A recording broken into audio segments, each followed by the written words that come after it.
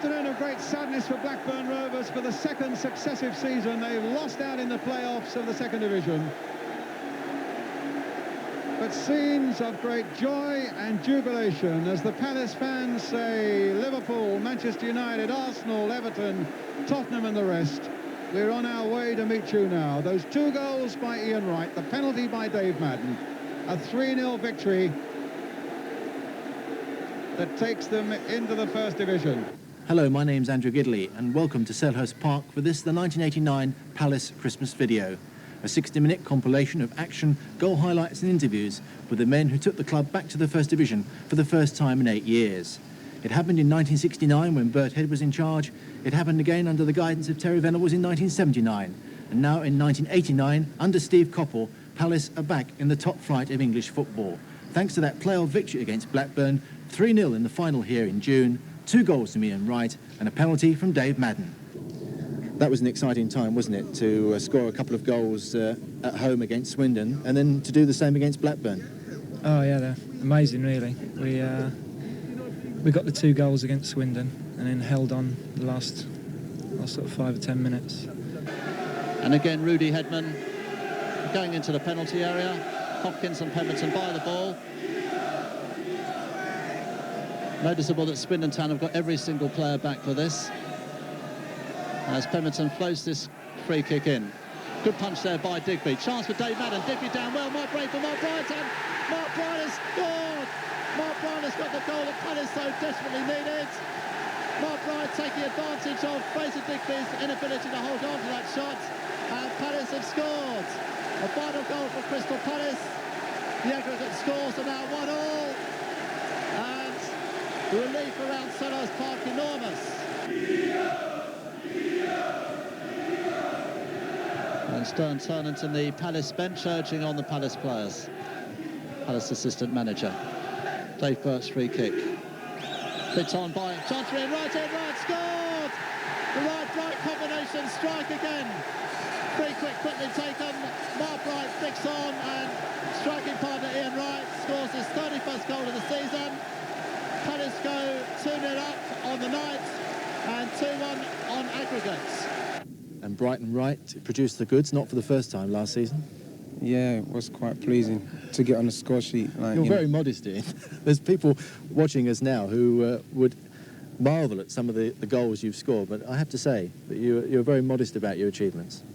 No, I just want to score. I just want to score. And Mark is the same. We just, like I say, we just want to score. And in the end, if the result is right for Palace, we're not bothered who scores. Like I say, we just want to score and we just want to win. And then you play Blackburn, again having to do the difficult bit, come from behind. When we was up there, we thought we'd done it when Eddie scored, when they were already 2-0 up now.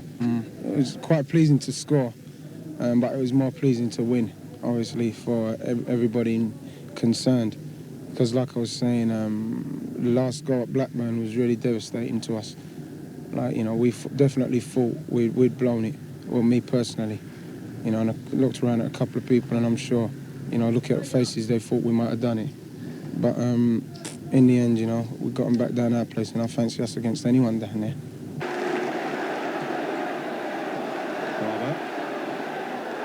Cardew onside, bit of space for him, hit with the outside of the boot! Right, yes! Palace have scored! And Ian Wright, scorer of so many goals, has brought a lot of joy to South London, as you can see.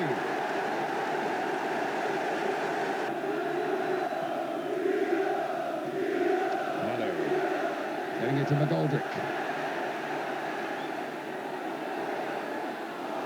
Oh, they got in each other's way for a moment there. And a penalty given. A penalty given to Palace. A dramatic start to the second half.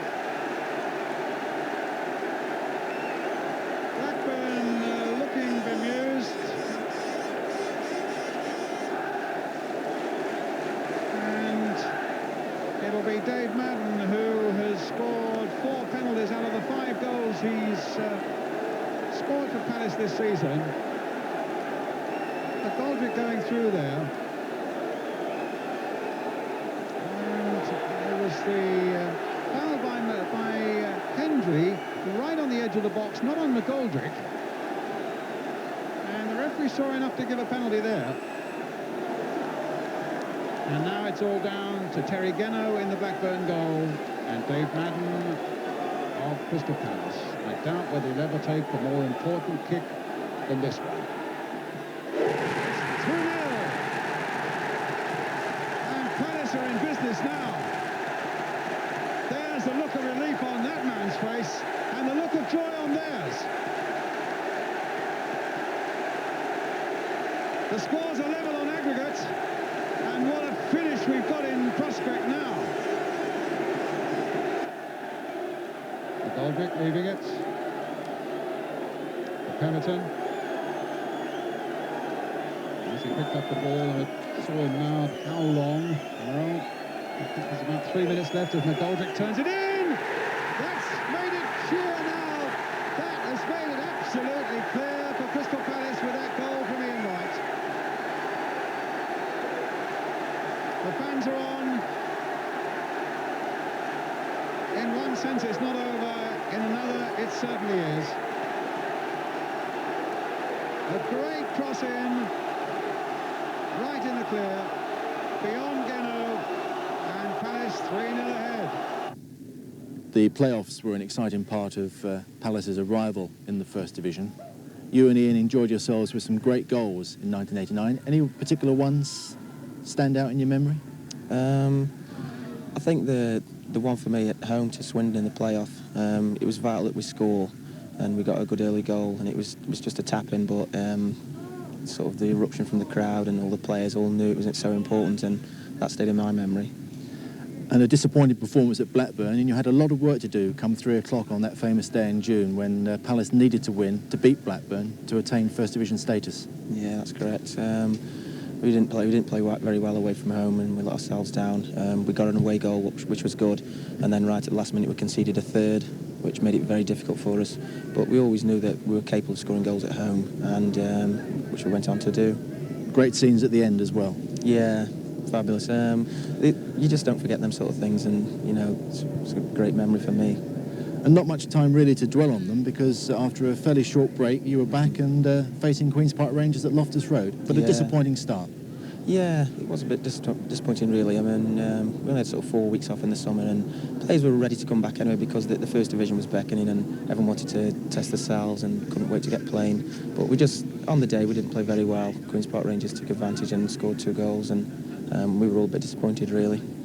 And the first goal and the first point came against Manchester United. Your co-striker, a certain Ian Wright, got that one. Yeah, great atmosphere, good night, and I thought we deserved the draw on the night.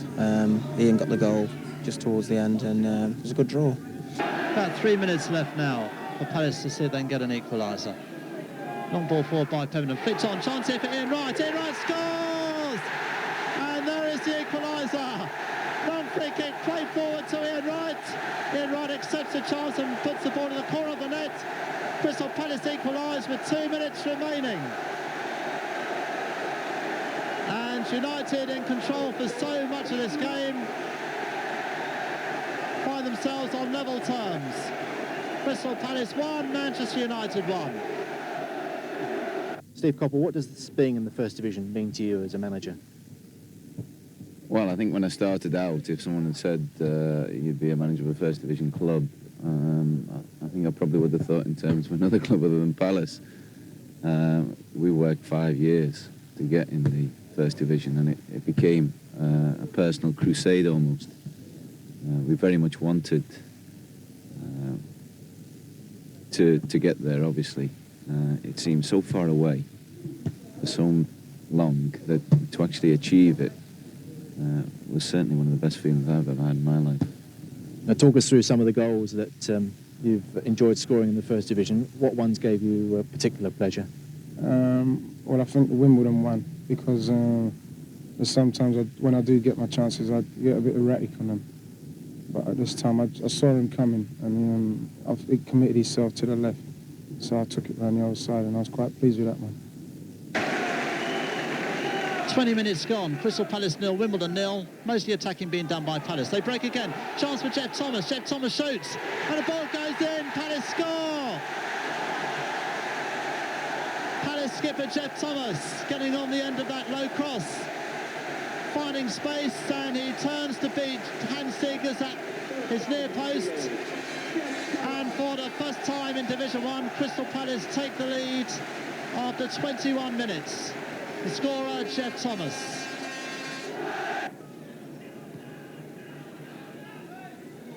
O'Reilly. Flicked on by Ian Wright.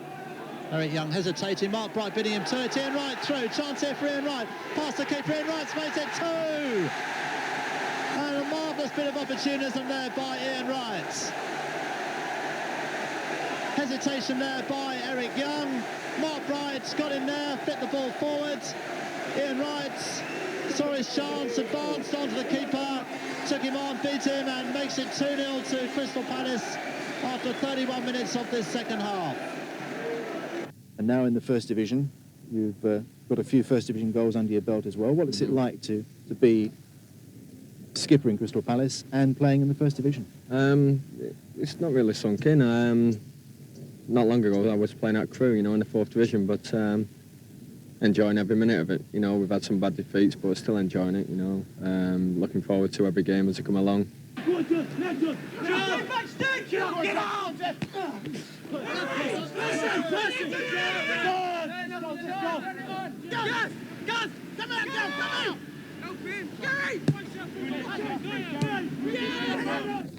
So the backroom team, an important part of the setup here.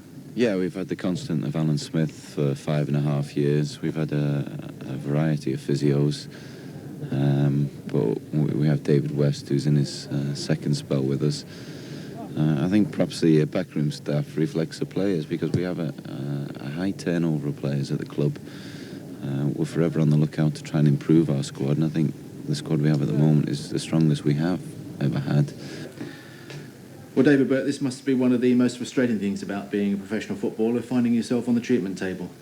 Well, unfortunately it is. The thing is, most footballers accept that they're going to have to be injured at some time or other. Hopefully, if you have a decent physio, it shouldn't be that long.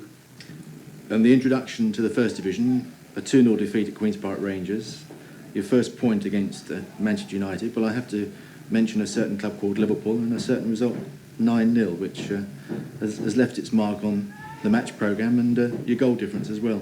Well, it did really, but we'd like to think that Liverpool would have probably scored 9 against most teams on the day.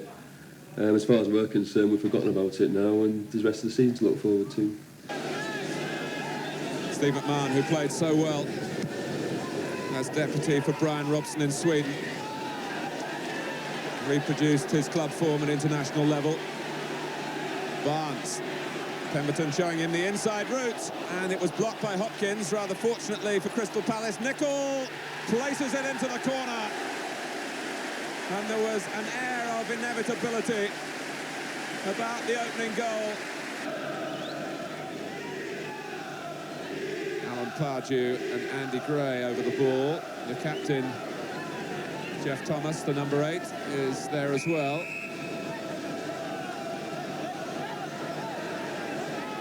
Player brought up in the northwest, and it's hit the post from Thomas. Very unlucky for Crystal Palace.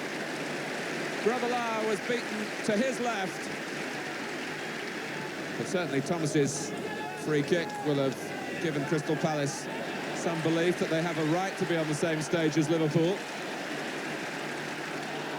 McMahon though is away here. Rush inside him. McMahon chips Suckling brilliantly.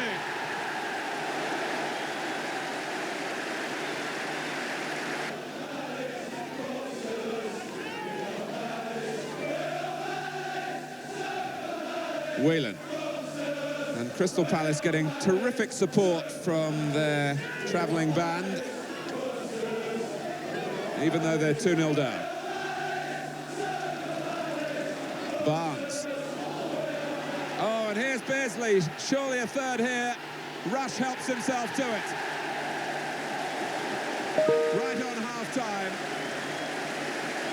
Well, that brings me to Liverpool at Anfield. A lot of people have seen those goals many times. Liverpool indeed made a video for their own consumption. What was it like being on... Can you describe what it was like to be on the wrong end of a 9-goal smashing? Still a bit of a blur, really. It's better forgotten, really. Put in the backs of your minds and It's no need to dwell on it, otherwise you go mad. But I think everyone's forgotten about it now. We've had some good results after it. And it's better forgotten, I think. It's Beardsley's corner. And from Barnes' flick, the scorer is Gary Gillespie.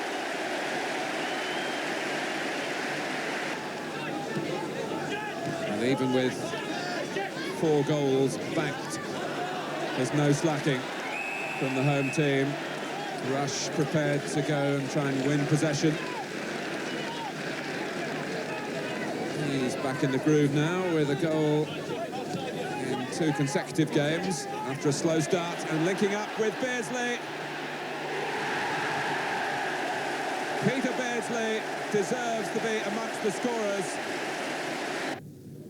Have you been overrun at all this season? We have, lots of occasions. I feel that we've been too stretched, especially away from home, and we're going forward too much. And with good passes around you, you just get slaughtered unless you've got a tight formation. And that's something we've got to work on, I think. And defensively, 1 or 2 criticisms have been levelled at the back 4 by various members of the media this yeah, I mean, year. 11 people defend, and you know, it's all our fault. Perry seems to be taking the backlash of most of it, which is, from in a personal view, I think it's very unfortunate. 11 of us are out there defending, and can't really put all the blame on the back 4 on the keeper. A team that's winning can overindulge or simply become complacent. That hasn't been the case with Liverpool, and Crystal Palace, for their part, haven't accepted the inevitability of their lot here. But they're in danger of losing a 6th goal because the challenge on Whelan has led to a penalty. Now, there's activity down on the touchline as we look again at the replay. It was Hopkins on Whelan, and Liverpool, who are more concerned usually about success than sentiment, are sending Aldridge on. Beardsley has almost volunteered to go off. Now, will they let him take the penalty? Barnes has taken on that job, and Barnes says, on you go. So, Aldridge, what an entrance it will be if he puts this away. He has done, and it's the biggest cheer of the night.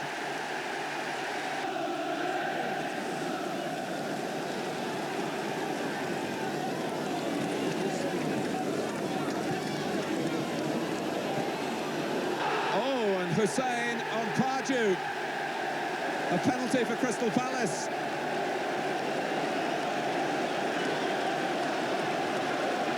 Yes, rightly given.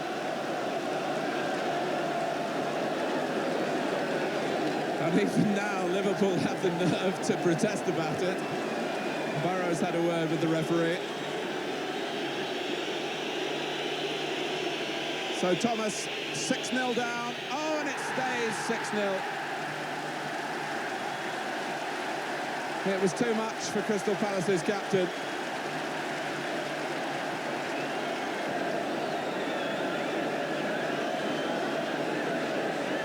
Barnes sizes up the possibilities, and it goes over the wall, and it's a perfect free kick on a perfect night for Liverpool.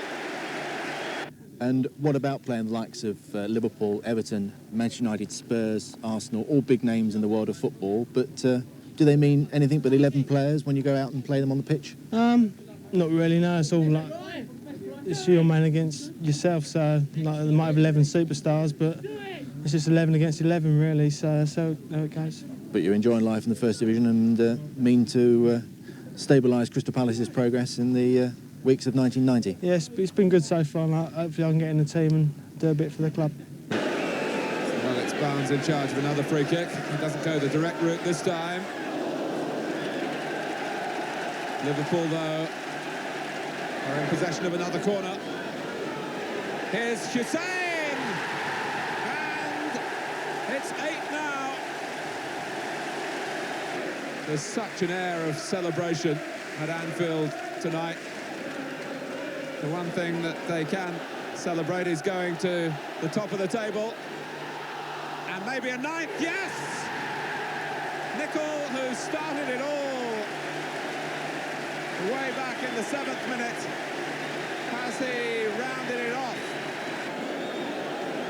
And Suckling wonders what's hit him. What about the First Division? You said the problem begins. You're there, now you've got to stay there.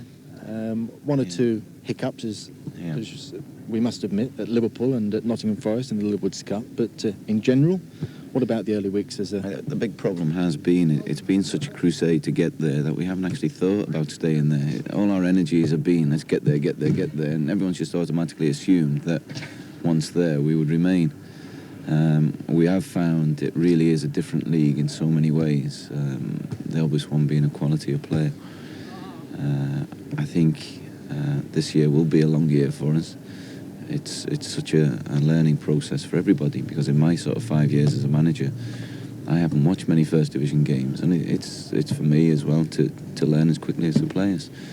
And if we can all pull together, and as I say, if the crowd can help along, I genuinely believe if we stay at least 1 year, then we'll stay a long, long time, and we will be successful, because everybody, and that goes from the sort of cleaning lady right up to the chairman, is geared to make Crystal Palace do well.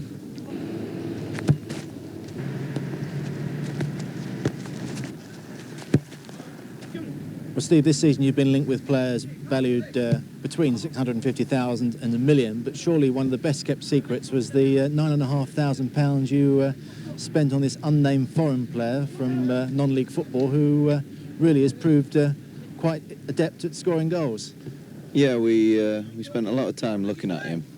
We saw him play in a number of games, and as you say, he just kept on scoring. He mightn't look the best player in the world, you know, a little bit of a strange shape for such a quick player. But every time we saw him, he put one in the back of the net, and as you say, for £9,500, I think he will be one of the best investments Palace have ever made. You haven't cost Steve Coppell much money, only £9,500. That's not a great deal of money to pay for a class striker like yourself. Well, it's better than 9,000 pesetas, which was my last fee, so it's an improvement.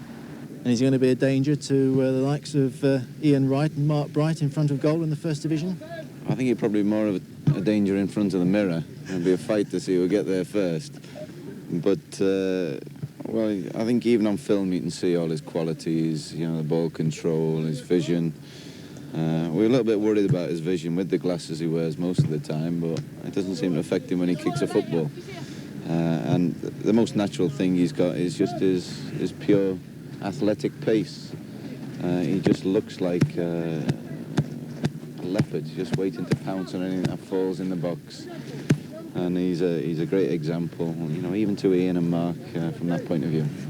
Well, as you may or may not have guessed, the identity of our mysterious new signing here at the Palace training ground in Mitcham is indeed Capital Radio disc jockey David Jensen. David, a real Crystal Palace fan, and obviously delighted that 1989 saw them back in the First Division. Yeah, absolutely. After all those seasons of trips to places like, you know, Plymouth and Barnsley and Bradford, it's great to be in the First Division, and it's great to have so many London clubs in the First Division as well to go and see play. What a great run-in for the Palace as well. In March, they were 12th with no real chance of even a playoff place.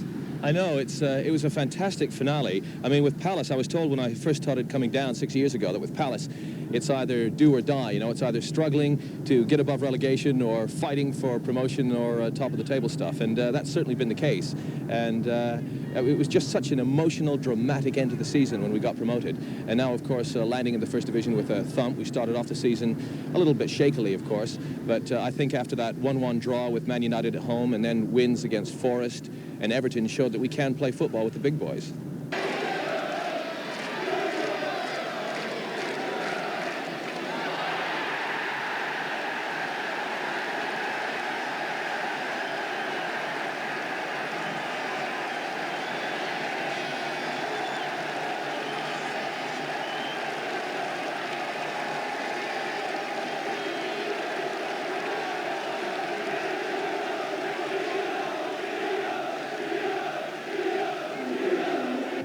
Well, with us now, two of Palace's fullbacks, John Pemberton and Mark Dennis. John, enjoying life in the First Division?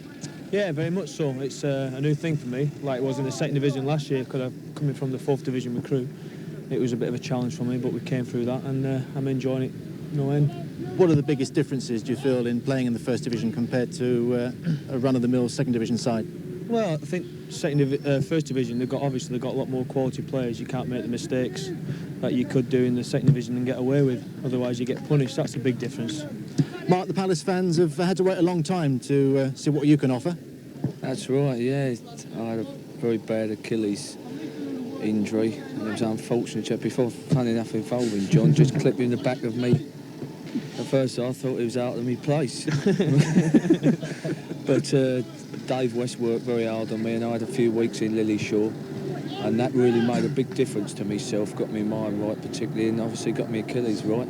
And as I'm saying now, I played Saturday, still need a few more matches, and I'm playing some more for the reserves and get 2 or 3 more games under my belt, and should be fine then. Now, I suggested to the boss earlier that the arrival of Andy Gray back at Selhurst was a little bit of a surprise, but to find you becoming a Crystal Palace player was even a bigger surprise.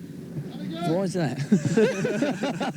Well, one thought that you were happy at Queen's Park Rangers or likely to stay there. That's right, at Queen's Park Rangers it was a funny, we just had a change of managers with Trevor Francis had just taken over, Jim Smith leaving for Newcastle, and I think this happens a lot of time when new managers change over. They do like to have their own players, they like to bring in their own people, and I think that's what he done there. He had a clear out and obviously got in his own men. Doesn't seem to have done him much good, Mike. Ian Wright cutting inside, away from Steve Walsh, and Steve Walsh pushing in right on that occasion, right under the nose of Alan Seville. And he gives a free kick, quickly taken again. Ian Wright turning on, still Ian Wright, ball bobbing round. Ian Wright trying to cut his way through, but cleared by Rob Johnson. Forward, Ian Wright is onside, chance here for Ian Wright. Ian Wright across the goal, and the ball hitting the other side of the crossbar. The ball is cleared, and Palace so unlucky. Andy Gray from no more than 3 yards, hitting that low cross against the underside of the crossbar. The ball bounced down. The chance now for Ian Wright. Ian Wright making it 1-1.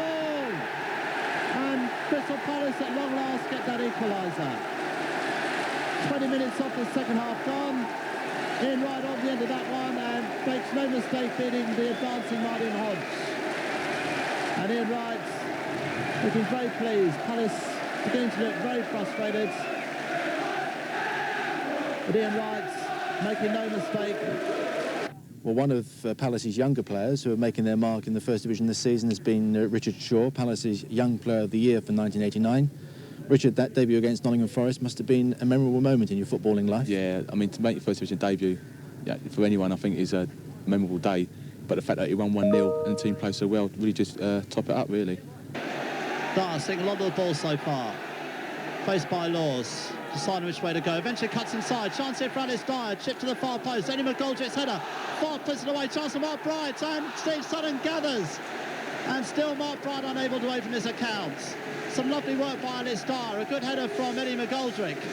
And it looked as if Mark Bright was going to score as Steve Sutton could only palm Eddie McGoldrick's header away. But Steve Sutton succeeded in blocking Mark Bright's evidence. Palace denied the chance to open their scoreline again. Floated in, it's a few minutes, there's a header off the foot of the post. Thomas and Hopkins both going up together there. I'm not sure which one got his head on it. I think it may have been Jeff Thomas. And he split header, beat Sutton, all ends up. Thomas does well. Looking to make an opening. Shaw again. Deep ball, too long. McGoldrick uses his head, literally. Sends over a good near post cross. Wright's in there!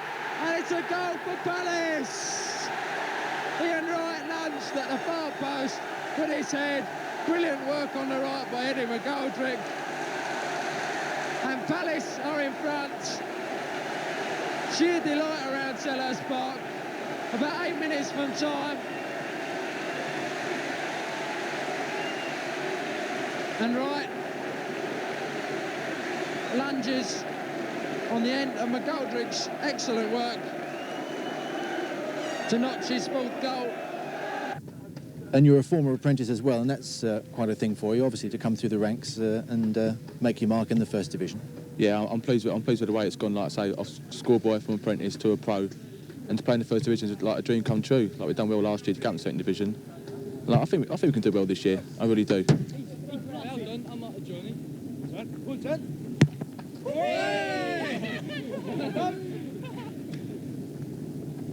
Hey, who's that goalkeeper? Yes, yes, come on. Slider on the knees. Ready? Go! One head. Let me see one head. Well, we've seen the senior players in training. This behind me, another important aspect of life at Crystal Palace Football Club. The junior players going through their paces. Doing very well at the moment, currently top of the South Eastern Counties League, 5 points clear after a 2-0 win against Bristol Rovers last Saturday. Go on, James. And Everton as well, another chance there created and put past Neville Southall. Andy done well in the midfield. Pat Nevin gave the ball away. Yeah, and Andy got through, knocked a nice ball into Mark. Mark, great shot, and he just palmed it down, and I was just there to help it in. It's very pleasing score. And now Nevin, faced by David Burke. Andy Gray steals it, and it's a break off for Palace. Grace can play the right ball he can. Wright's in here. Has it a finish? Put it away by Southall and in by Ian Wright. And Palace are in front. 28 minutes on the watch. Gray stole the ball in the midfield. Laid the ball off sensibly. Bright's thunderbolt beaten away by Southall. There, once again, was that man Ian Wright to readjust and scoop the ball into the nets. McDonald, Sheedy again. Played forward. Andy Gray keeping a close watch on the situation. And Palace able to bring the ball away. Pardew.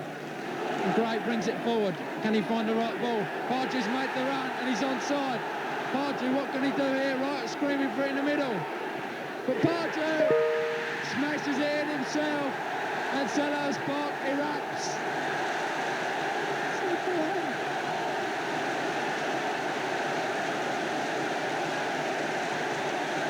Kept his head superbly, Alan Pardew. Wright was screaming for the ball in the middle, but drove the ball across Neville Southall and inside the far post. And with 36 minutes gone, Alan Pardew, who's had a tremendous game in the Palace midfield, springs the Everton offside trap, and some very unhappy faces on the visitors' bench. What about those goals this season? To score in the First Division must be a tremendous thing as well.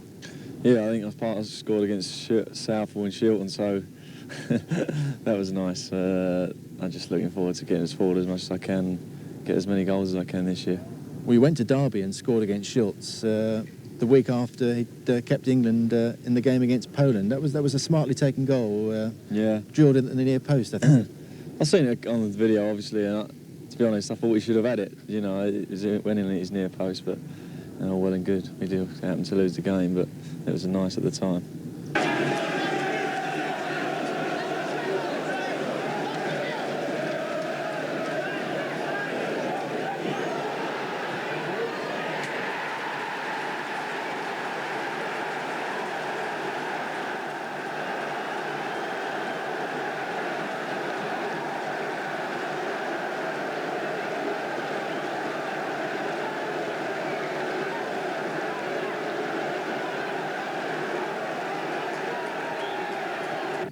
Ian Wright didn't cost you a penny. Mark Bright cost you 75,000. They're now two of the most feared strikers in the First Division.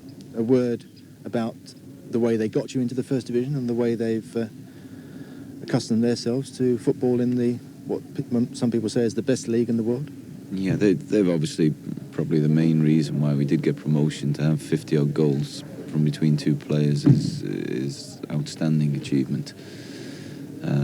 They complement each other, which is why I think if they were parted, they wouldn't be as effective. Like Mark is probably more of a workhorse. He keeps Ian's feet on the ground. He directs him. He's got more experience. Ian is as you see him on the park.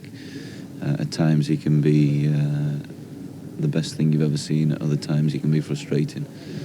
But the fact that they are scoring goals and continuing to score goals in the First Division augurs well for us. We need goals from somewhere. At the same time, we still have to provide as high a quality a service to them as we can, because without the service, they're toothless and they won't score goals. So we've got to get things right in other areas to allow them to score. Antrobus, touched on by Waddock. Oh, and the back pass. It's an own goal. Hopkins. Well, whether that was down to the wind, I wouldn't think so. It was just a piece of savage misjudgment by Jeff Hopkins. And Millwall are presented with a goal. Perry Suckling was on his way out, couldn't get back. And one of the best performances so far this season, as we speak now, was the 4-3 success against Millwall. 7 goals, a thriller in front of a big crowd. We spoke about one own goal. I had to speak about another classic OG. Thanks very much. That was my best own goal so far, yeah. It's just one of those things, really. Ball caught on the wind and flew into the top corner. Yeah, right.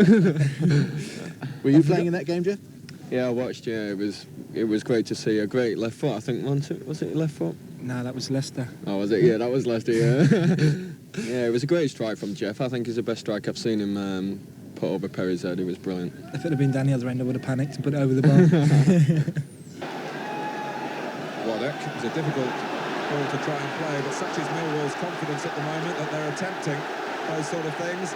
But Pemberton looking to change the picture. Here's Wright. Oh, that's magnificent. Direct, dangerous and deadly.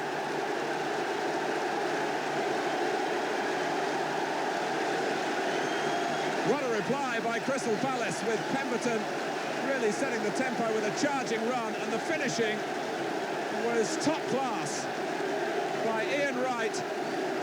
A difficult ball to control, but he managed it with the first touch and scored with the second. One of the best moments, I think, was the work you did in the build-up to one of the goals against Millwall, the cross for Ian Wright. That must have given you a lot of pleasure. Yeah, I mean, I don't get a lot of goals. I don't score a lot of goals myself. I like to make a few if I can, and the one against Millwall, I just seen the space and just put my head down and just got up there and just crossed it in because I knew there's somebody be there, because that's what we train to do every week, and it just came off nicely. Crystal Palace starting the day 13th in the table, Millwall 7th, but only 3 points the difference.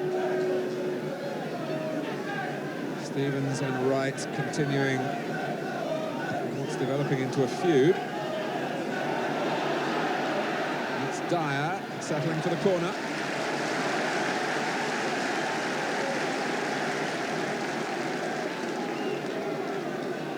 Alex Dyer to take it himself. Wright waiting by the far side in case it's flicked on. Thomas, and Wright spun. It's a question as to whether Ian Wright got a touch or whether Thomas's header went straight in. Wright firmly believes it was his goal, but Crystal Palace have turned this around. Thomas up well, and beyond Horn, and Ian Wright is the goal scorer.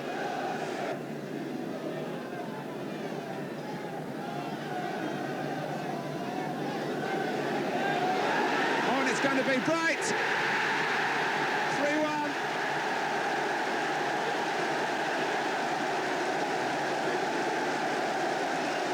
Well, Horn was given no chance by Stevens' mistake with the underhit back pass. He just wanted to ease it to the goalkeeper, but McGoldrick kept chasing, and Mark Bright opens his First Division account for this season, and he's been waiting for a chance like this one. Yeah. But the goals that really must have pleased you were the 2 against Millwall in that exciting 4-3 win. Yeah, especially in the league. I always seem to score against Millwall as well, and there was a good atmosphere again, good crowd, and a local derby, which always makes it a bit special. And Eddie sort of intercepted a back pass, pulled it back for me for a little tap in for my first, which was pleasing. It's Dyer to take this free kick. Thomas!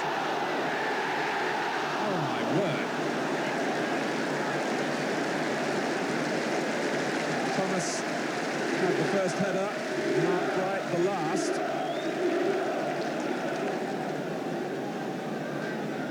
It was a very intelligent ball in by Dyer. Thomas got free, pushed onto the bar, and then Bright couldn't steer it in. This is Sheringham. Hurlock's got into the centre with Cascarino this time. Dawes looking to supply the cross. And he's done just that. Cascarino, 3-2.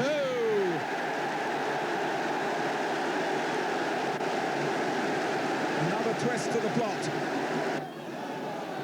That's Bright. Oh, wonderful save by Horn.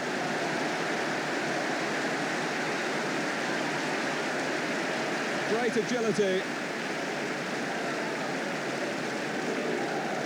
And Mark Bright knew exactly what he was doing, catching the goalkeeper off his line, but Horn repositioned very quickly. Next Dyer looking to bend it in again. Oh, and it was Pardew.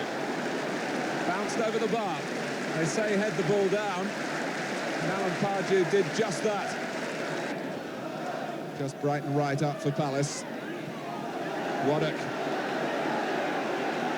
Sheringham. Carter is the outlet again on the right.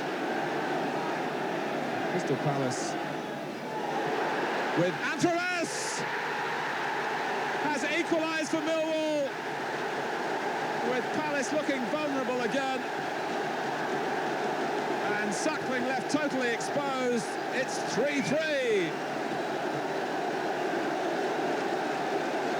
And this time Carter's cross caught Palace out, and torpedoing in was 20-year-old Steve Antwerps. A flying finish. And the second was a through ball from Ian, which I just hit, and it luckily went in the top corner. But the picture of delight on your face when you scored that, I think, said an awful lot. It was your first 2 goals in the First Division for Crystal Palace. Yeah, having had the lead and then pulling back to a draw, there was a few minutes to go, and to score a goal out at the winner, I was quite pleased. Right. Wants to try and settle it himself, but that was asking too much. And Barber still not really attuned to the blistering pace, and that's understandable. Stevens charged down by Gray, fairly, and rights away. Bright's up with him. Crystal Palace can win it here with Mark Bright. It's a great finish. Millwall hold their heads. There's 2.5 minutes left. Horn had absolutely no chance. It's sped into the top corner. And this great pairing, Bright and then Bright, may have finally eased Crystal Palace ahead at the right time. What a strike.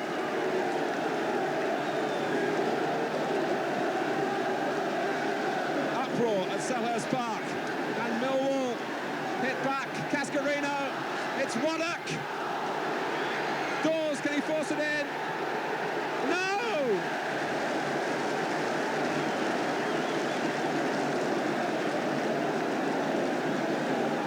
And you get excited about watching Palace and their forays in the First Division? Too excited sometimes. I do a chart show on Sunday afternoons, and my voice sometimes shows the strains if it's been like a Millwall 4-3 when we beat them recently. I found it very difficult to do my show the next day, and regular listeners will know if I've been doing a lot of shouting, I think, the day or afternoon before. You're in it!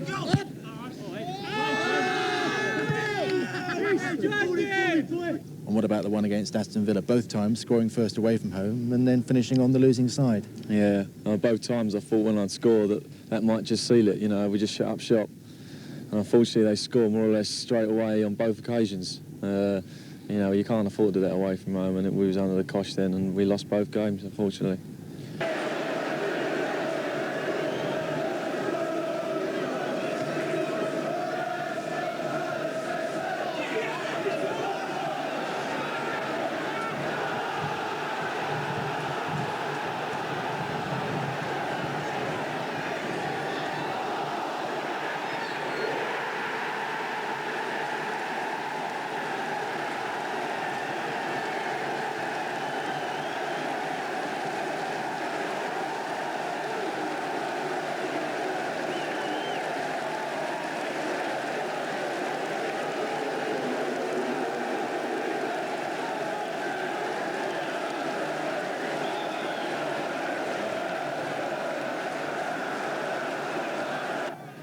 Harry Crosby had a very quiet night at Selhurst Park last week. Number 7 on his back, 5 goals this season. Joint top scorer here at Forest.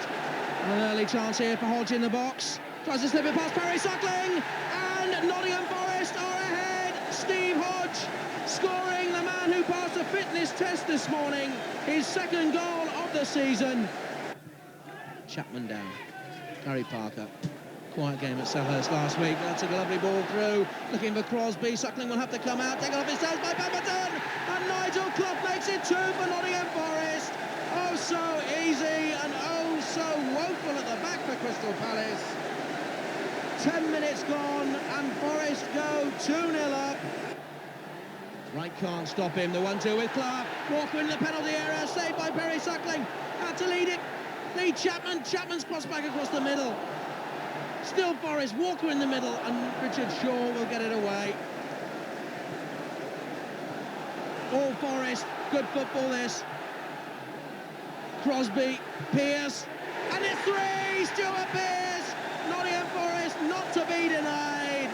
Stuart Pearce driving in his 3rd goal of the season. And it's all so very easy for Brian Clough's Littlewood's cup holders at the moment. We want 10 by the Forest fans, but can Palace get one? Andy Gray's cross. Oh! And that flicked the top of the bar. And the stanchion behind. Good run that by Andy Gray. Dyer. Good chip. Far post. Ian Wright on the far side. Oh! And Wright again clips the top of the bar for Crystal Palace. The Eagles once more unlucky. Good chip into the middle, and Ian Wright so nearly adding to his 7 goals this season. Good ball in. Wright got up well. Slightly too much air on the header, but it plopped down and hit the back of the bar. Parker, what's inside him? Pearce on the overlap. Pearce spotted, good ball. Chance here for Forest. Stuart Pearce, can he get to the dead ball and cross into the middle? And it's in the back of the net again. Was it in by Tommy Gaynor, or did it go off a Palace defender? But once more, Nottingham Forest incisive on the break, and so very, very deadly.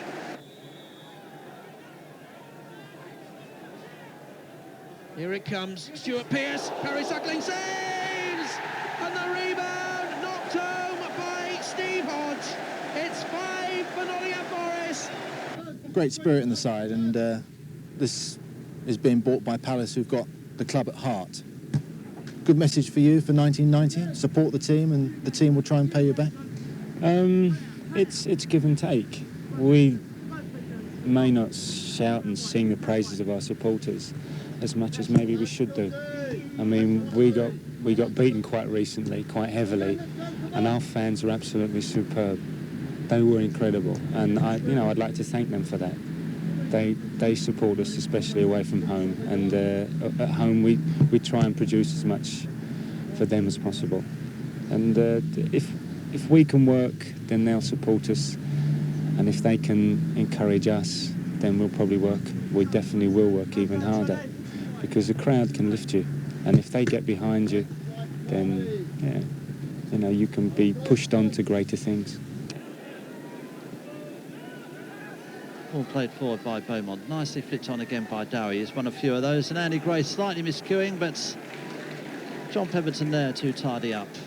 And Brian Parkin has only had to receive back passes from his colleagues so far, and pumps a long ball forward for Mark Bright. Might reach Mark Bright again. It does. Tries to lob it over Chamberlain, and Mark Bright scores.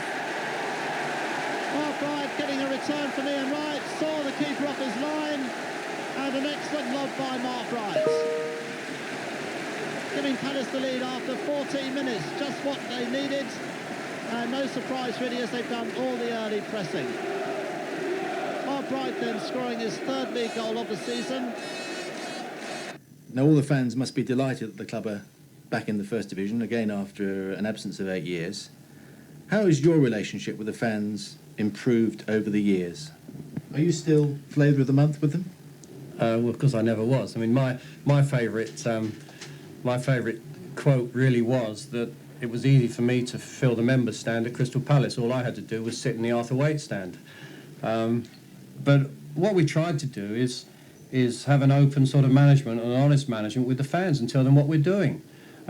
If we told them in '81, they wouldn't believe us. Now, of course, 8 years later, they know that I'm not here to build houses on Selhurst Park and move on. I think that my track record here, and in fact the track record I had when I came here, meant that there shouldn't have been the apprehension when I took over. On the other hand, there's a lot of things I did in '81 which were wrong. I shouldn't have done. There were things, I made decisions, came in, expected to change everything, and in fact I told the vice presidents I sought the club out in 12 months. It nearly took 12 years. And just finally to those fans, a message from you, a New Year message. 1989 was a good year. Can you hope that 1990 and all the years to come in that decade will be equally successful for Crystal Palace Football Club? Well, I think Palace can go on and get stronger, but I also think the fans have to be patient with Steve and what he's trying to do, and see what he's trying to do is long term. It may be a bit of a tightrope for us this season, and maybe even next season, but if we can buy that sort of time in the First Division, I think we will prove that the buying and Steve's ability, that we will improve the team, and we will become a stabilised club in Division 1, and then perhaps become a force in Division 1.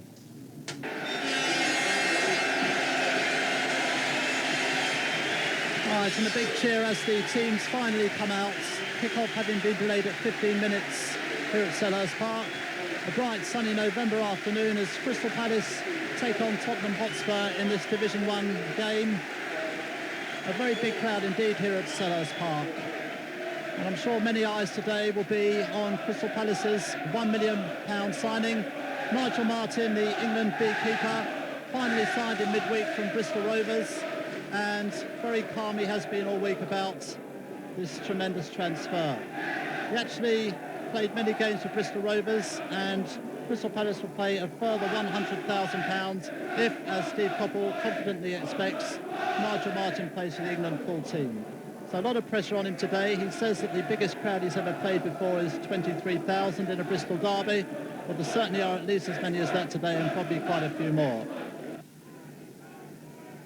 Again, to be taken left-footed by Dyer. Again, played to that near post. Flicked on by Hopkins. Chance here for Mark Bright, and Mark Bright scores! Palace take the lead. The corner taken by Alice Dyer.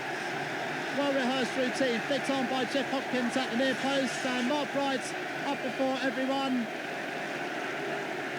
And from 2 yards, Mark Bright nodded in. Crystal Palace taking the lead, and Mark Bright scoring his 5th League and Cup goal of the season. Gary Stevens, nicely brought down by Howells. Howells, chance to shoot here. Howells scores! A lot of space in front of him, and David Howells took advantage of that and curled a very nice right-footed shot from the edge of the box. Holding the play up, notices a colleague offside, and a nice back flick finding Vinny Samways. And Spurs, looking disorganised a couple of minutes ago, have suddenly found an extra spring in their stride. Gascoigne trying to take on Pemberton, and that's a penalty. Pemberton badly mistiming his tackle there, and Gascoigne signalling in triumph to the Spurs contingent behind the goal. So all of a sudden, things starting to go wrong for Palace, and a very happy Spurs contingent there. So 1 minute after David Howells equalises for Tottenham, they have the chance to go 2-1 up. And the man to take the penalty is England international Gary Lineker. against the league's most expensive goalkeeper, Nigel Martin. How he'd love to save this one. Lineker then to take this penalty, and it's put away in expert style. Spurs 2, Crystal Palace 1, 25 minutes of this game gone. We're taken again by Eddie McGoldrick. Again, floated into that near post. A lot of bodies there. Might fall for Mark Bright. Still danger for Tottenham, and Mark Bright's header just hitting the top of the bar. And Palace putting the Tottenham defence under all sorts of pressure from these dead ball situations. Mark Bright's header eventually, much to the relief of Forsfed, and much to his annoyance, just clipping the top of that bar and over. Really take the short corner from Salako to McGoldrick. McGoldrick's cross in. Thomas on the end of that one. Chance for Ian Wright, a brilliant save by Forsfed. Good to everyone as if Ian Wright had got the equaliser as he put the ball in spectacular style just inside Eric Forsford's left-hand post, but a fist was stuck out and diverted to a corner. Palace so near to equalising. Brilliant play by the Norwegian. Pemberton. Made forward, Ian Wright in a bit of space. Leading Polson. Ian Wright lining up a shot, but blocked. Might fall for Mark Bright. Mark Bright will score! Palace have equalised. Mark Bright's second goal of the game. The ball played forward by Ian Wright to Mark Bright. And Mark Bright goes over to acknowledge his striking partner Ian Wright. Forsford, having just saved from Ian Wright, then has to face Mark Bright. The ball bobbles off the knees of Forsford, but rebounded nicely for Mark Bright. He said thank you very much, put the ball in the back of the net from a range of 2 yards. So, testing time for Nigel Martin. Telling his ball exactly where he wants them, shouting out instructions all the time. It's Samways though, and the ball gets a wicked deflection and Spurs go into the lead. A wicked deflection, and how unlucky for Palace. 32 minutes then of this second half gone, and Tottenham go into a 3-2 lead. Their supporters are jubilant. It wasn't Gascoigne who took the free kick, but it was Samways. Finally, Steve, many people would have bought this video because they support Crystal Palace and enjoy watching them play. They've got a great affinity with you and respect you for what you've done in the game. A word for them. Palace were going to be the team of the 80s. That has acted like a millstone around their necks. But what about a message for the fans for 1990?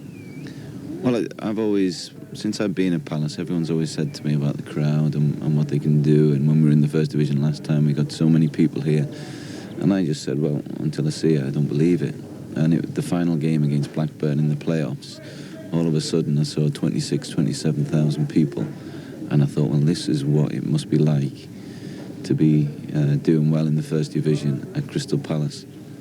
And that has made me hungry and determined almost to make sure, or try and make sure that it does happen. I feel very strongly if we got the 27,000 people within a matter of 2-3 years, we would be one of the best clubs in the country. We'd compete with Arsenal, Man United, Tottenham, Liverpool, Everton, no problem. It's the same as the second division situation, the catch-22, where we break in, where we turn the thing round. And it's down to myself and the players to get the results, to make the crowd turn up. And for those of you watching, we'll make sure you turn up very quickly, I hope.